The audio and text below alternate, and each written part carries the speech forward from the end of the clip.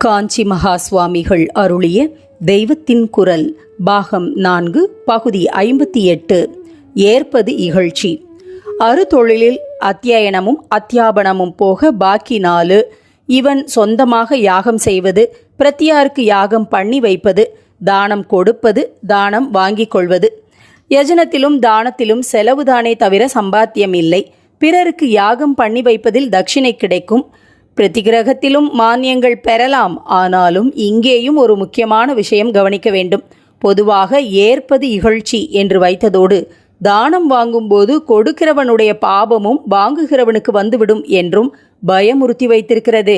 இன்ன தானம் இன்னானிடம் வாங்கினால் இன்ன பிராயச்சித்தம் பண்ணிக்கொள்ள வேண்டும் என்றும் பெரிய லிஸ்ட் கொடுக்க பயமுறுத்தி இருக்கிறது. வேறே யாரோ பயமுறுத்தவில்லை, பிராமணனேதான் தன்னைத்தானே பயமுறுத்தி கொண்டு சாஸ்திரத்தில் எழுதி வைத்திருக்கிறான்.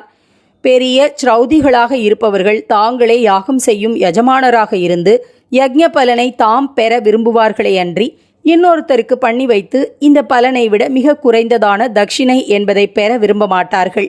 யாஜனம் பிராமணனின் கடமையாச்சே என்பதற்காகவே பண்ணி வைத்து அதில் கிடைக்கும் தட்சிணையை ஏதாவது புண்ணியத்துக்கு செலவழித்து விடுவார்கள்.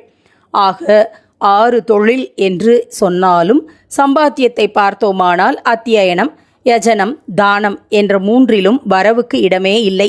யாஜனத்திலும் பிரதிகிருகத்திலும் சம்பாதிப்பதற்கும் ஏகப்பட்ட கட்டுப்பாடு. பாக்கியுள்ள ஒன்றே ஒன்றான அத்தியாபனம், அதாவது டீச்சிங், நியாயமான வருமானம் நிறைய கொடுக்கக்கூடியதென்றாலும் அதையும் வித்யாதானமாகத்தான் செய்து அவன் தெய்வாம்சத்தை ரட்சிக்க வேண்டுமே அன்றி அதை வருமான கண்ணோட்டத்தோடு மேற்கொள்ளக்கூடாது என்று வைத்து கொண்டு விட்டார்கள். கேட்காமலே சிஷ்யனாக கொடுக்கிற போது அதை ஆச்சாரியர் ஏற்றுக்கொண்டாலும் இங்கேயும் கூட உசந்த ஆச்சாரியர்கள் கற்றுக்கொண்டாச்சு என்று சிஷ்யன் திருப்திப்பட்டு தட்சிணை கொடுப்பதை விஷயமாக நினைக்காமல் கற்றுக் கொடுத்தாச்சு என்று தாங்களே திருப்தியடைந்தால்தான் தட்சிணையை ஏற்றுக்கொண்டிருக்கிறார்கள். பிருகதாரண்யக உபனிஷத்தில் 4வது அத்தியாயம் முதல் பிராமணத்தில் வருகிறது. யாக்ஞவல்கியர் ஒவ்வொரு உபதேசமாக பண்ண ஜனகர் ஒவ்வொரு தரமும் அவருக்கு சம்பாவனை பண்ண ஆரம்பிக்கிறார். ஆனால் யாக்ஞவல்கியரோ பூர்ணமாக உபதேசம் பண்ணாமல் தட்சிணை வாங்கிக் கொள்ளக்கூடாது என்பது என் பிதாவின் அபிப்பிராயம் என்று சொல்லி திரும்ப திரும்ப தட்சிணையை ஏற்க மறுக்கிறார்.